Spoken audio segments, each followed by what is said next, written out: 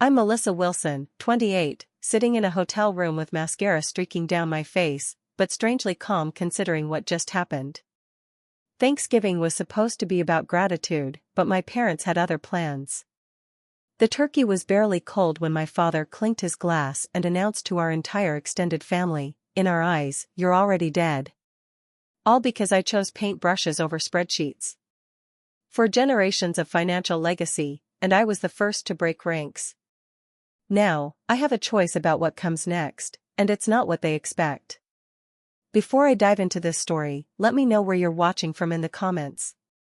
Hit that like button if you've ever had to choose between family expectations and your own dreams, and subscribe to join me on this journey of finding myself after being declared dead by the people who gave me life. Growing up as a Wilson in Boston meant something. Our family name was on buildings, charity galas, and whispered in financial circles with respect. Wilson Financial Group had been shepherding the wealth of New England's elite since my great-grandfather founded it during the economic rebuild after World War I. My father Richard was the third-generation CEO, and my mother Catherine served as the chief compliance officer. From my earliest memories, I understood that this legacy wasn't just our past, it was meant to be my future. Our Georgian colonial in Beacon Hill spoke of old money and older expectations. My bedroom walls were a pale, conservative blue, not the vibrant colors I begged for. Wilsons are dignified, my mother would say, smoothing her perfectly tailored skirt. My older brother James embraced it all, the monogrammed shirts, the networking events, the summer internships at the firm starting at 16. I was different. While James attended Junior Investment Club, I snuck away to the Museum of Fine Arts, spending hours studying brushstrokes and color theory. My sketchbooks were hidden under my mattress like contraband. When my parents found them during spring cleaning my freshman year of high school, my father didn't yell. That would have been easier. Instead, he sat me down in his study, all leather and mahogany, and spoke with deliberate disappointment. "Artistic hobbies are fine for developing hand-eye coordination, Melissa. But Wilsons lead. We build financial security for others. That's our responsibility." Every rebellion was met with the same tactics: guilt, legacy, and the unspoken threat of disappointment. When I wanted to attend summer art camp, they compromised with a prestigious business leadership program that had some creative components.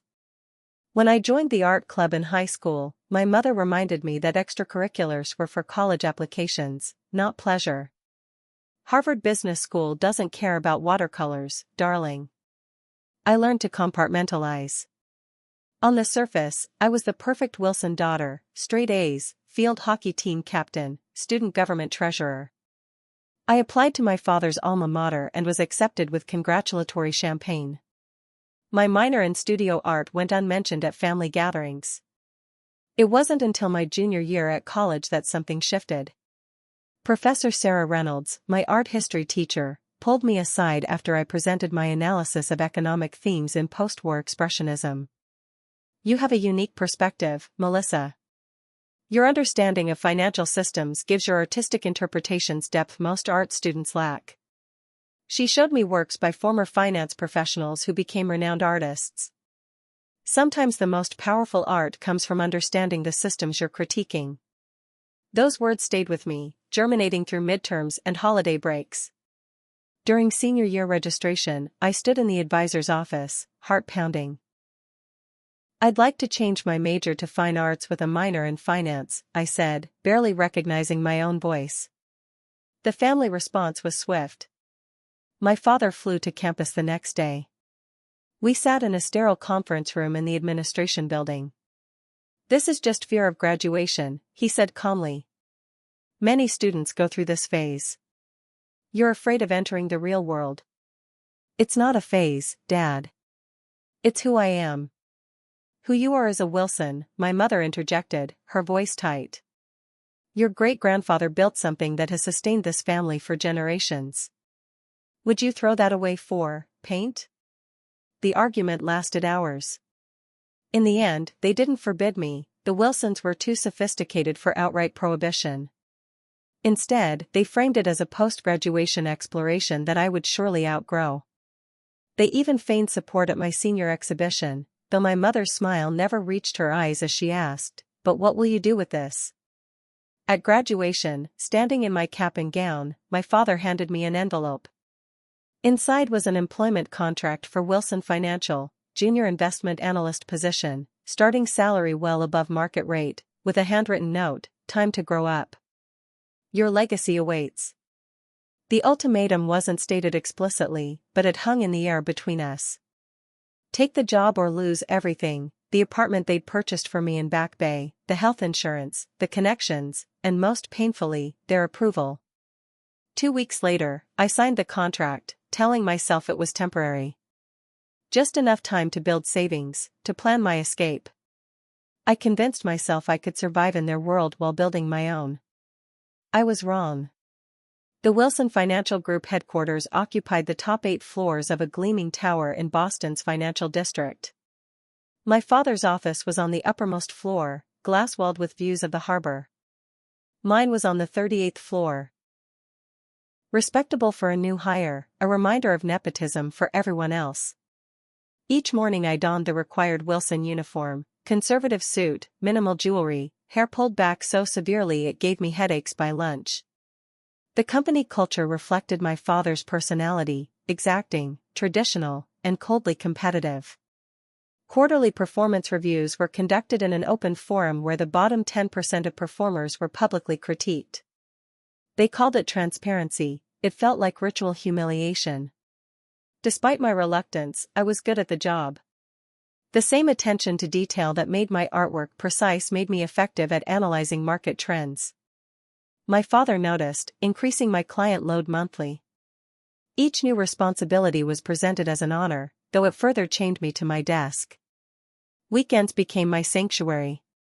I converted the small second bedroom of my apartment into a studio, covering the windows with sheets to hide the evidence from surprise parental visits.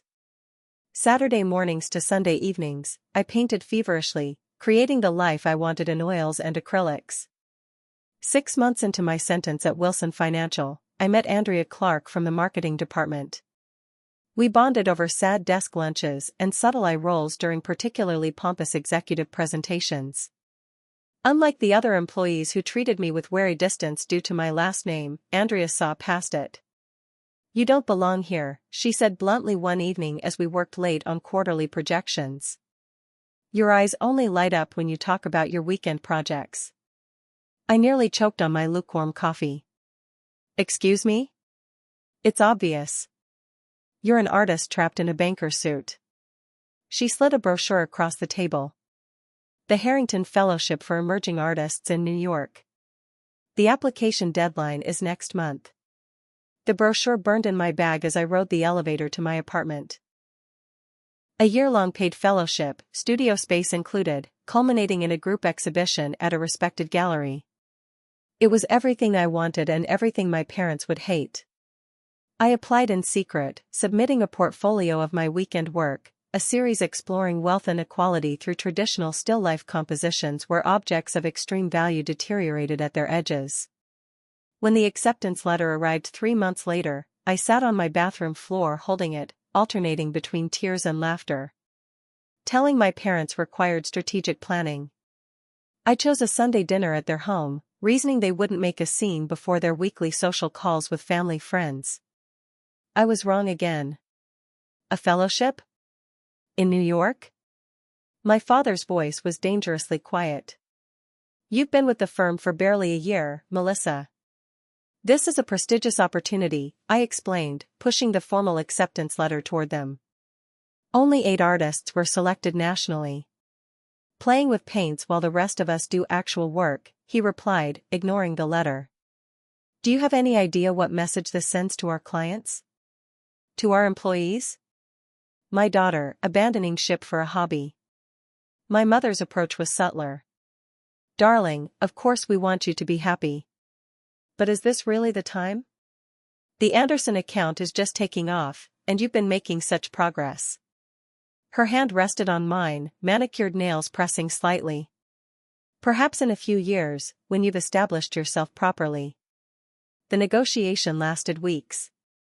I stood firm for perhaps the first time in my life, and they eventually relented with conditions. Keep the Boston apartment for easy returns, visit monthly for family functions, and refer to it as a sabbatical rather than a career change. It was presented as generous compromise, it felt like a leash. As I packed my car for New York, my brother James helped carry boxes. "They're scared," he said quietly. "You're the first Wilson to step off the path in 4 generations." "I'm still a Wilson," I replied. He glanced back at the house.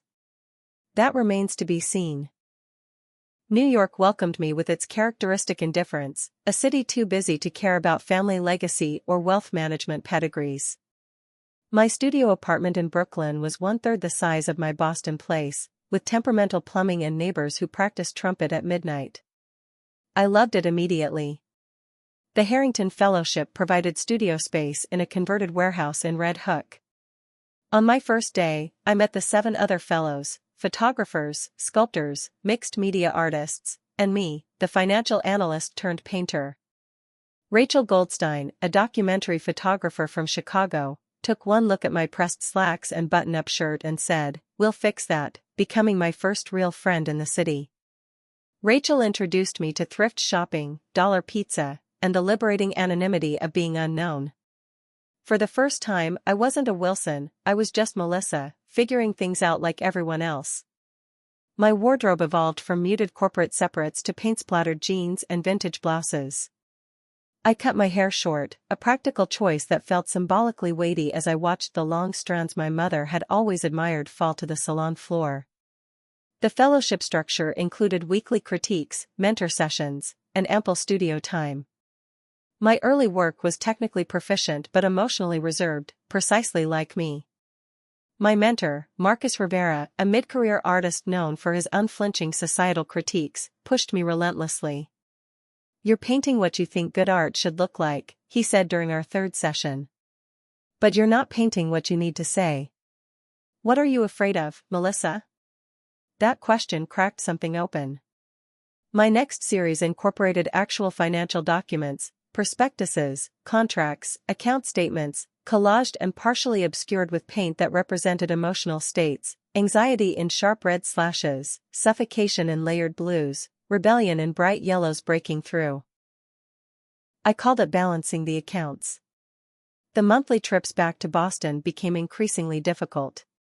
Each visit required a painful transition, shedding my newfound identity at the Massachusetts border, slipping back into the Wilson daughter costume. My parents' questions focused exclusively on networking opportunities and when I planned to wrap up this experience. They never asked to see my work. "The Sullivan retirement portfolio needs restructuring," my father mentioned casually during my 3rd visit home. "I've set aside the analysis for you to review this weekend." "Dad, I'm not working for the firm right now." "Keeping your skills sharp isn't work, it's prudence." "The Harrington thing will end, Melissa." Each time I returned to New York, it took longer to shed the weight of those expectations. But I had anchors in my new life, Rachel and Daniel Kim, a sculptor fellow who became part of our inseparable trio, our Sunday brunches at a diner where the waitress knew our orders, the elderly woman who ran the art supply store and slipped extra brushes into my bag for the good work you're doing. 6 months into the fellowship, I met Michael Barnes at a gallery opening in Chelsea. He owned a small but respected gallery featuring emerging artists, and he'd come specifically to see the Fellows' mid-year showcase. He lingered in front of my piece, a triptych on financial freedom using actual shredded money in the texture. "Your technique is excellent, but it's the underlying tension that's compelling," he said. "You understand both worlds you're depicting." We talked until the gallery closed, then continued at a nearby coffee shop. Michael was passionate, knowledgeable, and refreshingly direct. Unlike the calculated networking of financial circles, his interest in art and artists felt genuine. When he asked about my background, I found myself sharing the truth, the family legacy, the expectations, my ongoing tug-of-war between worlds. "Would you want to show more work?" he asked as we parted ways. "Not as part of the fellowship. Your own exhibition." The possibility was thrilling and terrifying. A solo show would be a definitive statement, "This is my path." There would be no more pretending this was temporary. As my work evolved and my New York life deepened, the monthly Boston visits became harder to maintain. I missed one due to a fellowship deadline, sending apologetic texts that received cold, brief responses. The second missed visit, for a group show where Michael included two of my pieces, triggered a phone call from James.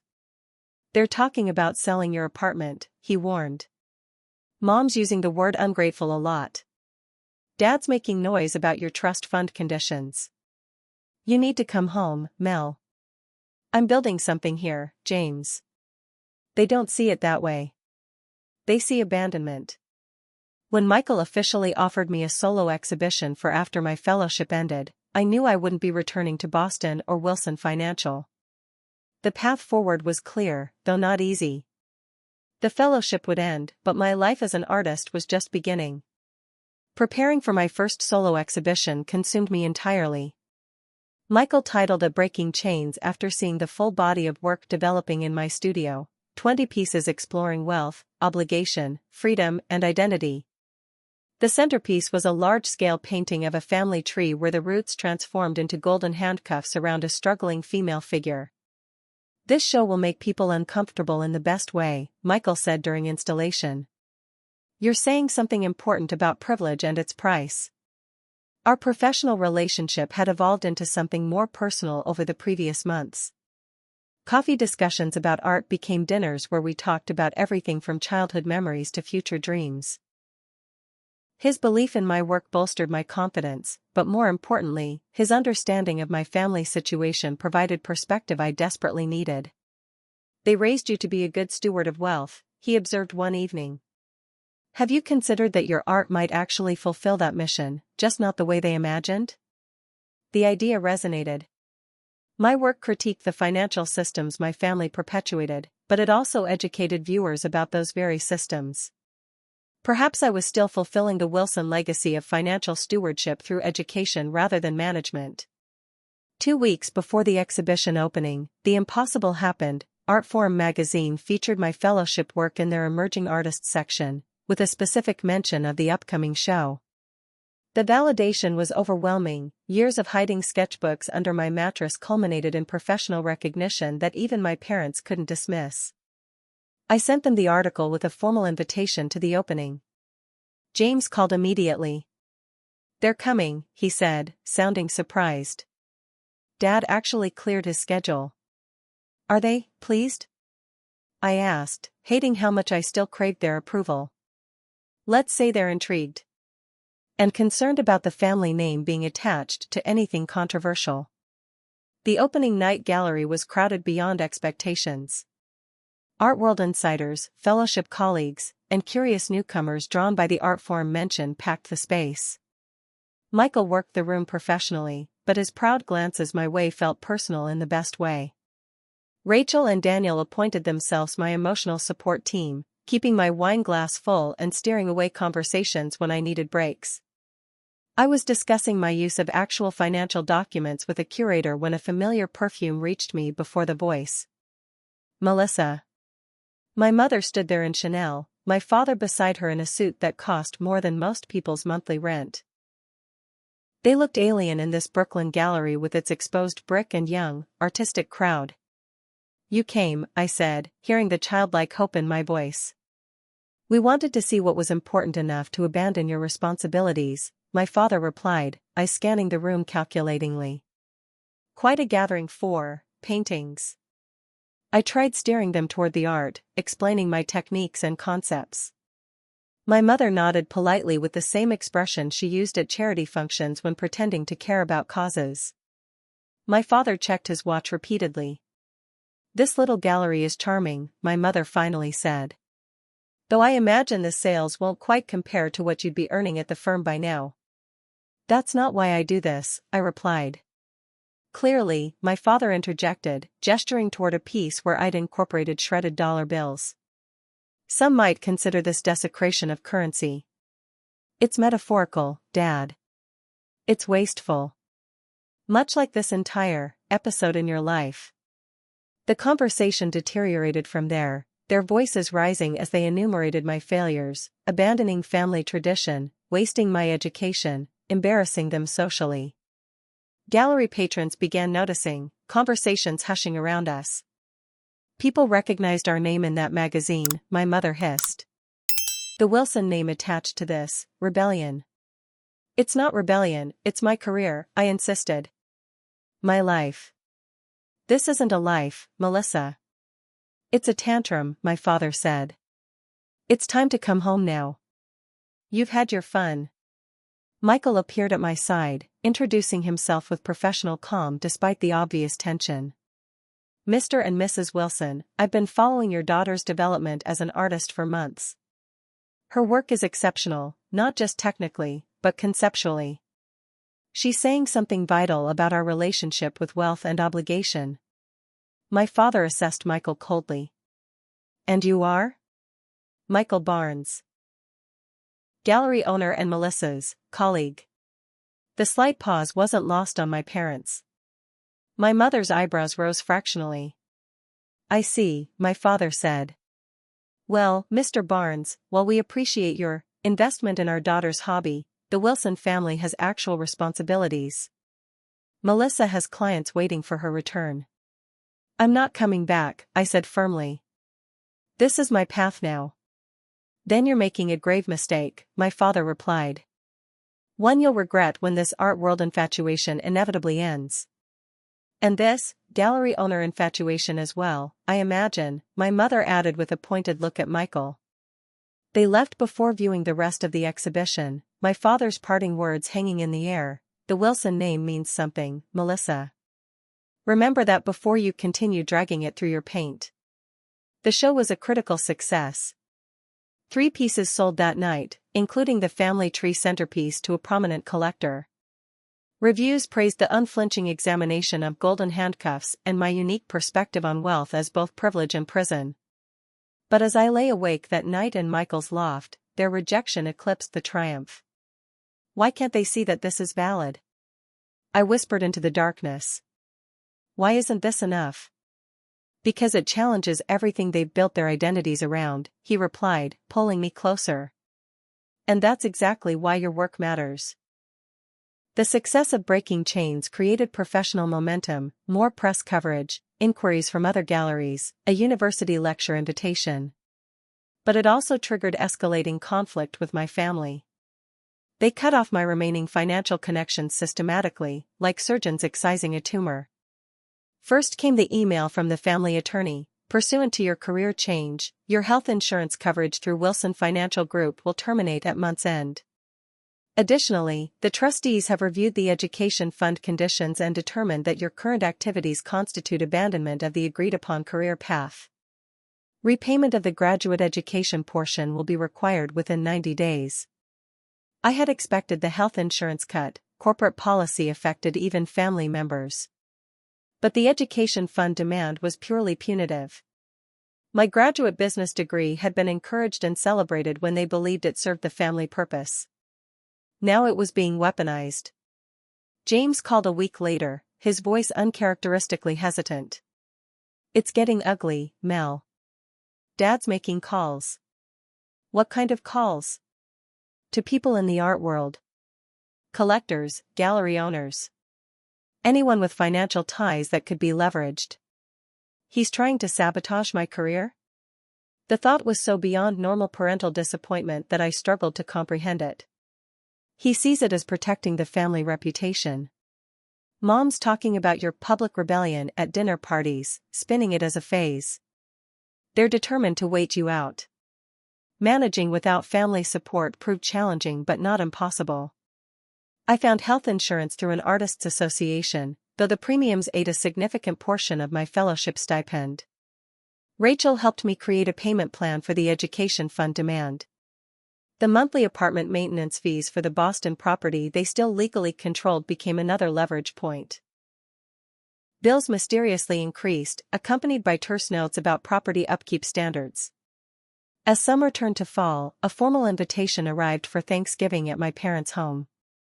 The heavy cream cardstock and formal wording were bizarre for a family event. We'd never sent invitations for holidays before. It felt performative, designed for an audience beyond our immediate family. It's a trap, Michael said plainly when I showed him. They want to reassert control. Part of me knew he was right, but another part desperately hoped for reconciliation. Despite everything, they were still my family. I imagined a scenario where they'd seen my success and reconsidered, where they might finally acknowledge my path as valid. I need to try, I told him. I need to know I did everything possible. The weeks before Thanksgiving, I prepared meticulously, not just emotionally, but with tangible peace offerings. I selected gifts with painful thoughtfulness, a first-edition financial history book my father had once mentioned coveting, hand-painted silk scarves for my mother in the conservative colors she preferred, framed photographs of family moments for each relative attending. The morning of Thanksgiving, I dressed carefully in a compromise between my new identity and their expectations, tailored black pants, a jewel-toned silk blouse, minimal makeup. Michael drove me to the train station, concern evident in his eyes. "Remember who you are now," he said, kissing me goodbye. "Not who they want you to be." The journey to Boston felt like traveling backward in time. With each mile, I felt myself shrinking, old insecurities resurfacing. By the time I arrived at the familiar Georgian Colonial, I was checking my posture, smoothing my hair, and rehearsing non-confrontational responses. My mother answered the door with a brittle smile. "Melissa. How artistic you look." Her eyes lingered on my shorter hair with poorly disguised disapproval. The house was full. Not just immediate family but aunts, uncles, cousins, and family friends. The unusual crowd heightened my unease. This wasn't our normal Thanksgiving configuration. Many faces showed genuine warmth upon seeing me, though conversations quieted awkwardly when my parents were nearby. Dinner was a masterpiece of passive-aggressive theater. My mother had seated me between elderly Uncle Howard, who was hard of hearing, and Cousin Bethany, who had just had her third child and could speak of nothing else. My contributions to wider table conversations were politely acknowledged, then swiftly redirected. James caught my eye occasionally with apologetic glances. He'd warned me, at least. That was something. The tension built through appetizers and main courses. I felt it coiling tighter with each clinking glass and forced laugh. When my father stood to carve the turkey, a Wilson tradition performed with ceremonial gravitas, I naively hoped we might get through the day intact. After serving the last plate, he remained standing, tapping his glass for attention. "Before we give thanks, I have a family announcement." The room quieted expectantly. Several relatives smiled, perhaps anticipating news of a company milestone or family foundation initiative. "As you know, the Wilson name has stood for integrity, responsibility, and service for 4 generations. He spoke in his boardroom voice, measured and authoritative. "Our family has weathered market crashes, wars, and personal tragedies by standing together, honoring our commitments to each other and to the legacy we steward." My stomach clenched. This was not about the company. "It is therefore with great regret that Catherine and I must inform you that Melissa has chosen to separate herself from this family's values and obligations." His gaze fixed on me across the table. "Despite every advantage and opportunity, she has abandoned her responsibilities to pursue an impractical and self-indulgent path that brings no value to this family or its legacy."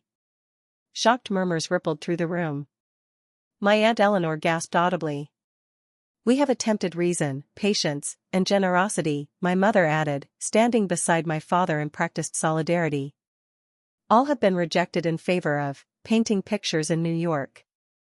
Therefore," my father continued, voice hardening, "we no longer recognize Melissa as acting in the capacity of a Wilson. In our eyes, you're already dead to this family until you return to your senses and your obligations." The room froze. 20 pairs of eyes turned to me, ranging from horrified to uncomfortably sympathetic. My cousin Bethany whispered, "Oh my God." I sat perfectly still, napkin still in my lap, breathing through the public execution of my family identity. The rehearsed nature of their announcement made it all the more cruel. They had planned this humiliation, timed it for maximum impact with an audience. "Richard," Uncle Howard broke the silence, his hearing apparently adequate for this bombshell, "this is unconscionable. She's your daughter, not a corporate merger gone wrong. She has made her choice, my mother replied icily. Actions have consequences. I stood slowly, legs unsteady beneath me. I have made my choice, I agreed, voice stronger than I expected. I chose to be true to myself rather than live a life that would have killed my spirit. I'm sorry that's unacceptable to you. I looked around the table at the extended family I'd known all my life. I'm still a Wilson, whether you acknowledge it or not. But more importantly, I'm Melissa, an artist, a woman finding her own way. I hoped there might be room for that in this family. I see now there isn't. With as much dignity as I could muster, I placed my napkin beside my untouched turkey, retrieved my coat from the hallway closet, and walked out the front door. No one followed. In the taxi to the train station, I finally let the tears come. The hotel room in Boston became my limbo that night, a nowhere space where I curled into myself and sobbed until my ribs ached. The carefully wrapped family gifts sat mockingly in the corner, monuments to my naive hope for reconciliation. I returned to New York the next day, hollow-eyed and numb. Michael met me at the station, took one look at my face, and simply held me as I stood frozen on the platform, unable to move forward or back. They disowned me, I whispered into his shoulder. In front of everyone. Like I was nothing. The next weeks passed in a fog. The fellowship continued, requiring my physical presence but receiving little of my creative energy. I went through motions, showing up at the studio, mixing paints, staring at canvases, but produced nothing of substance. The vital connection between emotion and expression that had fueled my work lay severed. Michael tried to help, his patience extending beyond reasonable limits as I alternated between tearful breakdowns and vacant silence. Talk to me, Melissa. Don't disappear. But I was disappearing, retreating into myself as depression wrapped around me like a familiar blanket. I canceled dinner plans with Rachel and Daniel, ignored exhibition opportunities Michael suggested, and left increasingly concerned voicemails from fellowship administrators unreturned. As December deepened, so did my isolation. I stopped grocery shopping regularly, subsisting on delivery and crackers. Sleep became either impossible or all-consuming, with no middle ground. The apartment grew chaotic, dishes piled, laundry overflowed, half-squeezed paint tubes dried crusty on every surface. The final fellowship exhibition loomed, requiring new work I couldn't seem to produce. Each attempt ended in frustrated destruction, canvases slashed or painted over in muddy, directionless anger. One night, after particularly vicious self-criticism, I pushed Michael away both figuratively and literally. You don't understand, I snapped when he suggested a break might help. You have a family that supports you. You've never been erased. The hurt in his eyes should have stopped me, but I was too far down my spiral. Maybe my parents were right. Maybe this is just an extended tantrum, not a career. Not a life. That's your depression talking, he said quietly. Not you. How would you know? Maybe this is the real me, the failure they always suspected I'd be without their guidance. He left that night, not in anger but with a gentle, call me when you're ready to let someone in again. I didn't call for weeks. January brought record cold to New York, and with it, new lows. My apartment's ancient heating system broke during the worst week of winter. The super promised repairs that never materialized, leaving me huddled under every blanket I owned, watching my breath cloud in my own living room. Financial realities became impossible to ignore. The fellowship stipend barely covered necessities, the exhibition sales had been invested in supplies and studio space, and winter art sales slowed significantly. When the education fund repayment came due, I had to negotiate a humiliating extension. A chance encounter deepened the wound.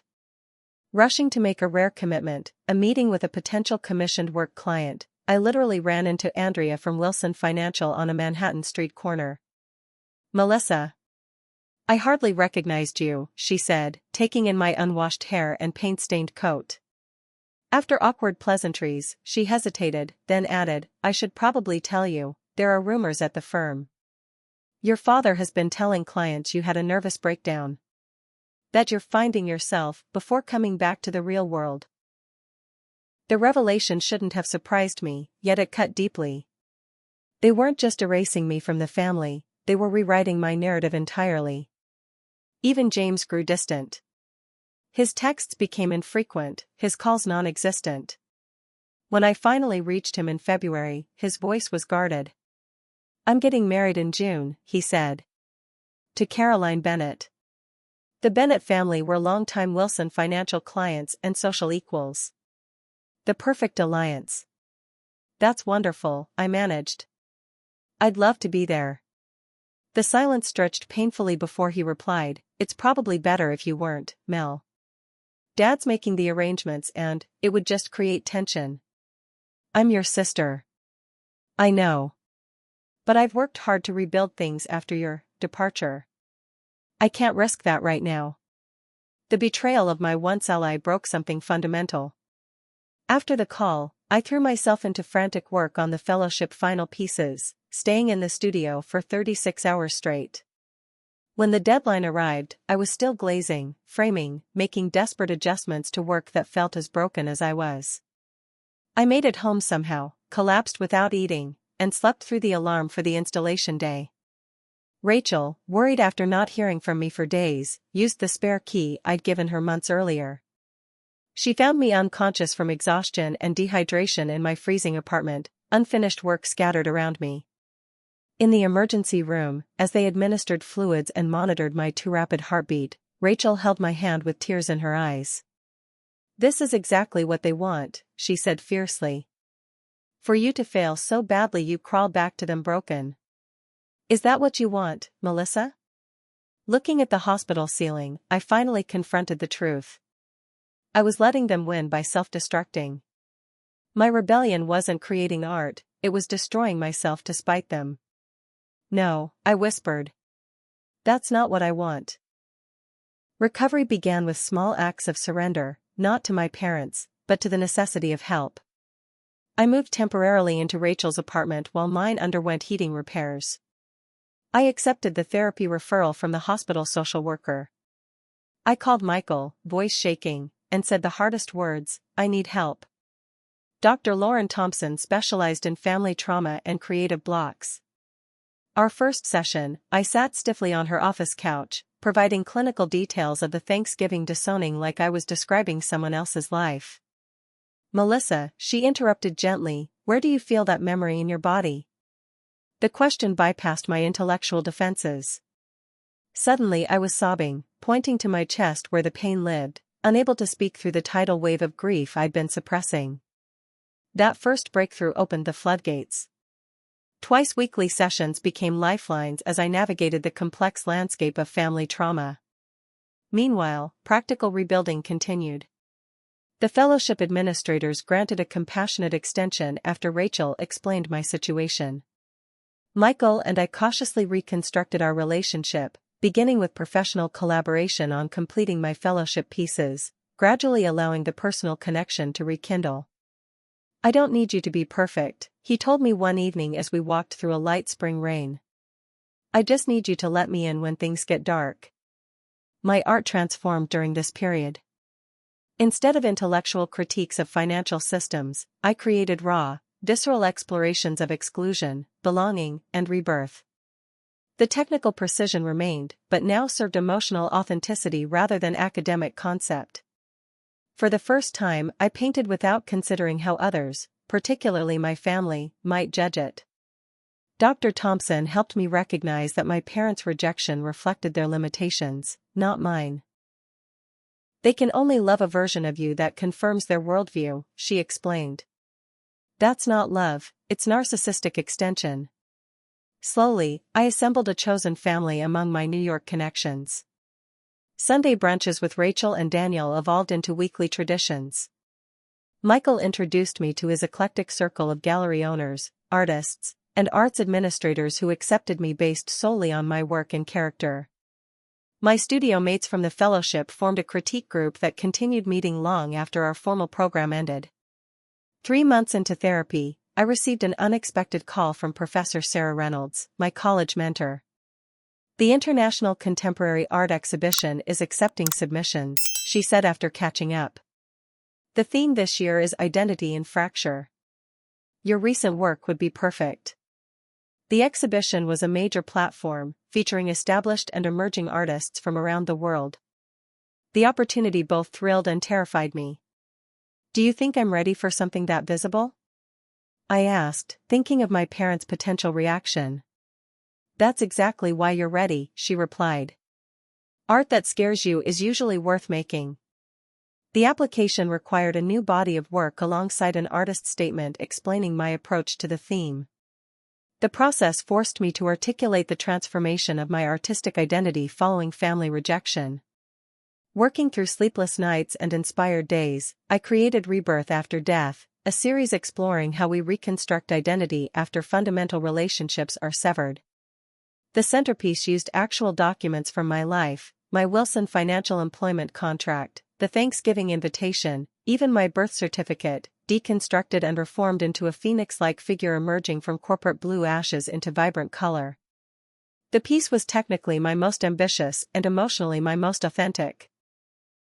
Michael supported me through the intensive creation period, bringing food when I forgot to eat, offering critique when requested, and knowing when to simply witness my process in silence. Our relationship deepened through this collaboration, and when he proposed one rainy evening in his gallery after hours, the yes came easily. I'm terrified of starting a family, I confessed later that night. What if I replicate the damage? That fear is exactly why you won't, he said. We'll build something different together. The acceptance to the international exhibition arrived on the same day as a surprising letter from my Aunt Eleanor.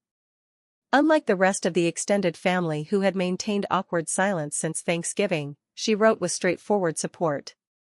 What your parents did was cruel and unconscionable, her letter stated plainly. Many of us disagreed but lacked the courage to speak up in that moment. Please know that not all Wilsons share their rigidity. Your art, which I've followed through gallery websites, shows more integrity to the human experience than their financial machinations ever could. She included contact information for several cousins who had also expressed disappointment in my parents' actions. Tentative connections were formed with this subset of family who recognized the injustice of my excommunication. As the exhibition date approached, preparation consumed me entirely. The international venue required complex shipping arrangements, installation instructions, and press materials. Michael's gallery experience proved invaluable in navigating these logistics.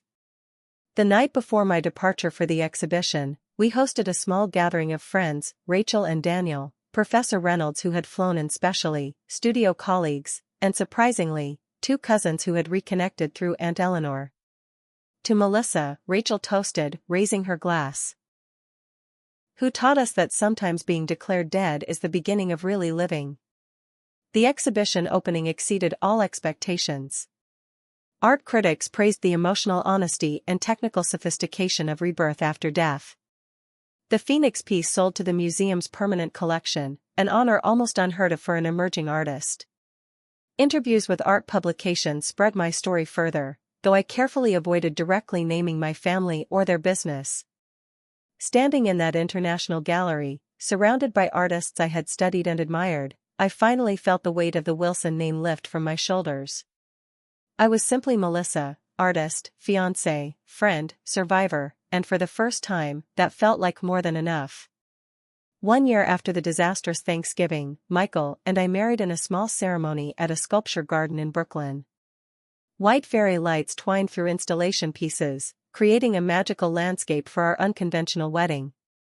My chosen family filled the front rows, Rachel as my maid of honor, Daniel officiating with humor and depth, fellowship colleagues and gallery friends witnessing our vows.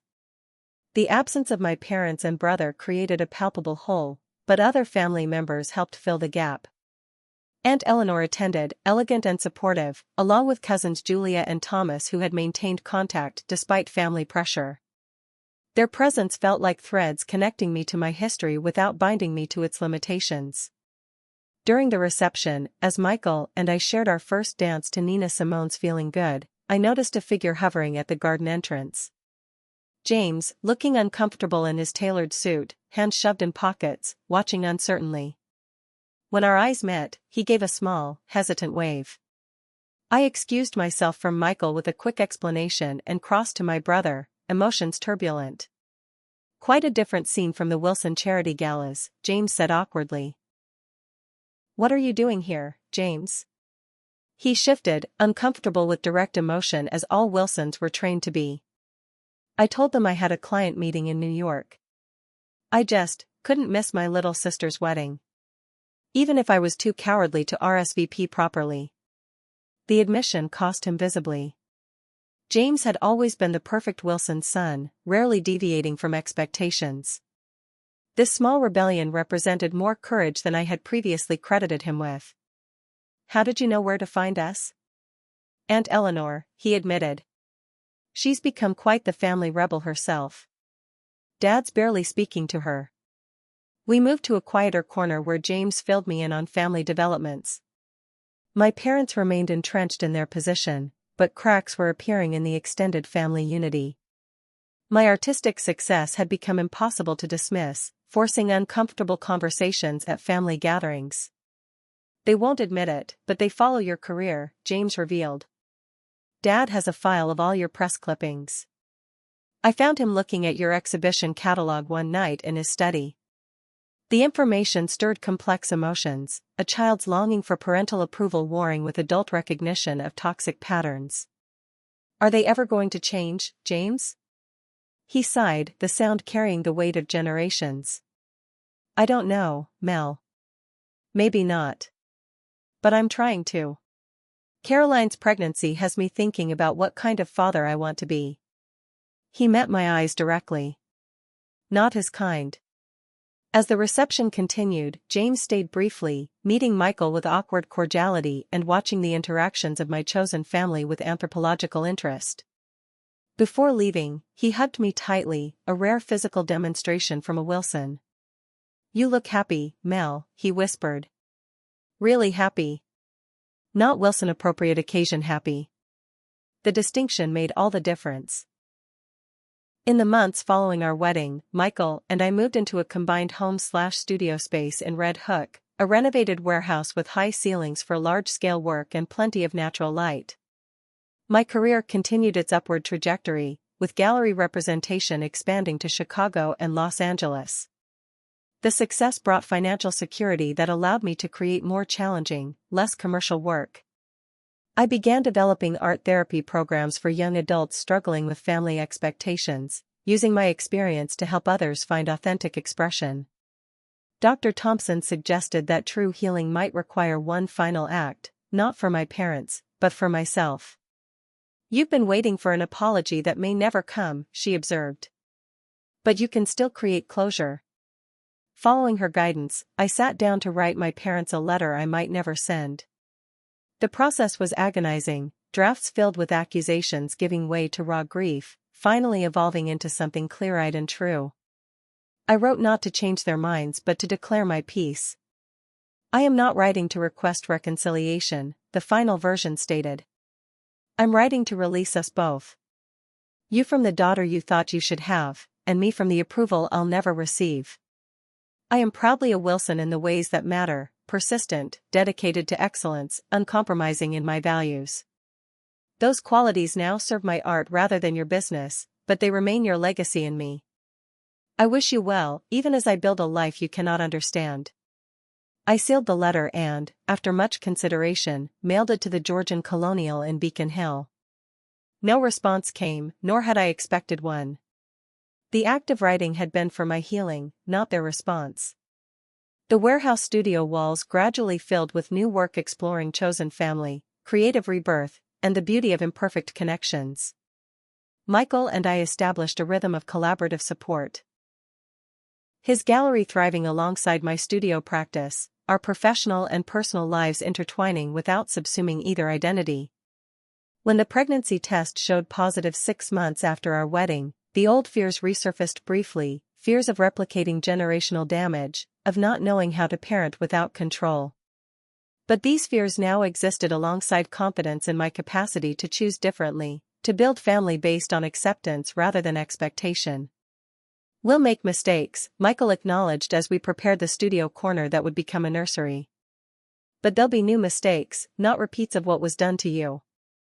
The ultimate realization came gradually, settling into certainty. Being declared dead to my biological family had freed me to truly live. Their rejection, intended as punishment, had instead released me from patterns that would have slowly extinguished my authentic self. The path had been painful, but the destination, this studio filled with honest work, this relationship built on mutual support, this chosen family of fellow travelers, was more alive than anything the Wilson legacy could have offered. As my pregnancy progressed and new life literally grew within me, I understood that family legacy isn't just what's passed down, but what we choose to transform. I would give my child the Wilson determination and excellence, but without the rigid expectations and conditional love. The chains were broken for this generation. Thank you for joining me on this journey of finding myself after being declared dead by my family. If you've ever had to make difficult choices between others' expectations and your own truth, I hope this story gives you courage. Have you ever had to choose your authentic self over family expectations? Share your experience in the comments below. Don't forget to like this video if it resonated with you, subscribe for more stories of resilience, and share with anyone who might need to hear that sometimes, the most painful endings lead to the most beautiful beginnings.